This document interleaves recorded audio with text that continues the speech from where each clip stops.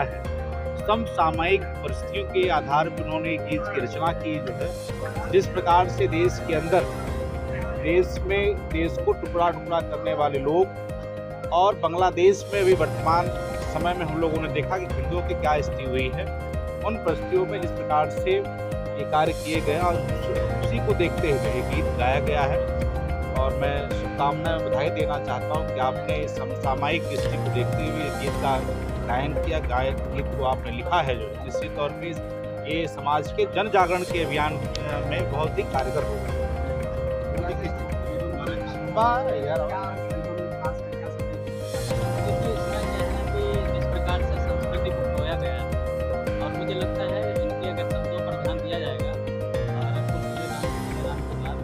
मुझे लगता है कि कहीं न कहीं से इन्होंने जिस प्रकार से बांग्लादेश में घटनाएँ हो रही हैं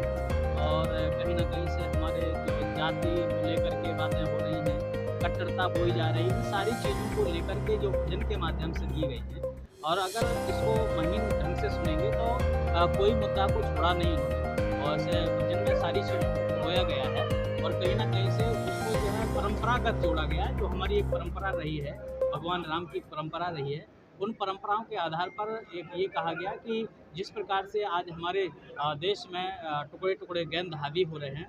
टुकड़े टुकड़े लोग जो है हमारे देश को टुकड़ा करने के चक्कर में पड़े हैं, सर से कलम करने की बात करने वाले लोग हैं, तो कहीं ना कहीं से इनसे सजग होने की आवश्यकता है। और आज जिस प्रकार से हिंदू सोया हुआ है, उनको जागृति करने का भी इस भजन के माध्यम से एक संदेश दिया गया है कि अब जागृत होने की आवश्यकता है, क्योंकि वह दिन दूर नहीं जब ये लोग हावी होकर के और हमारे संस्कृति को नष्ट करेंगे, हमारे राम जी के, कृष्ण जी के या भगवानों की जो मूर्तियाँ उनको खंडित करेंगे, उनके शास्त्रों को खंडित करेंगे, उनके विचारों को खंडित करेंगे। तो कहीं ना कहीं से इनकी जो दृढ़ भावनाएं हैं उनको कैसे रोका जाए, उनकी सारी चीज़ों रोकने के लिए इस भजन के माध्यम से लोगों को समझाने की कोशिश की जी द्वारा जो बयान दिया गया उसका भी जिक्र किया गया है। बिल्कुल निश्चित रूप से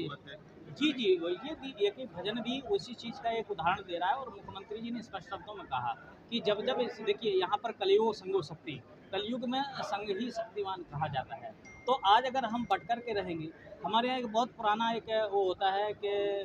4 लोग जा रहे थे, क्षत्रिय, ब्राह्मण और उसमें क्या नाम से शूद्र भी था, नाई था। तो जब एक काछी के बगीचे में गए और उसमें जब सब्जी तोड़ी तो वो आया दौड़ करके और सबसे पहले उसने नाई को पकड़ा, बोले तू उसने, ये तो बाबू साहब थे, पंडित जी थे, तूने कैसे तोड़ा, उसको मारा। अब बाबू साहब नाई और ठाकुर देखते रहे। अब जब का नाम से बारी आई तो बोले ये तो पंडित जी थे पूजनीय, इन्होंने तोड़ा सो तोड़ा, तू ठाकुर कैसे तोड़ा, ठाकुर को मारा, पंडित जी देखते रहे। बाद में जब पंडित जी को निपटाया कि तुमने तो बड़ा ही मूल लगाए थे, बहुत हमको पूजा पाठ बताया था, शनि लग गया, ये लग गया, उनको भी दुमचा, धीरे धीरे करके सबको दुमच लिया। अगर वही चीज़ जो है चारों लोगों को एक साथ करता तो नहीं कर पाता। तो उसी प्रकार से इन लोगों की जो वहत है, आज अगर हम बटे रहेंगे तो ये जिस प्रकार से हमारे ऊपर हावी हो रहे हैं, जहाँ पर इनकी मेजोरिटी होती है वहाँ पर आप देख लीजिए स्थिति क्या हो, जहाँ पर इक्का दुक्का लोग होते हैं शांतिपूर्वक रहते हैं। तो कहीं ना कहीं से आज आवश्यकता है एक होने की और इनको जवाब देने की।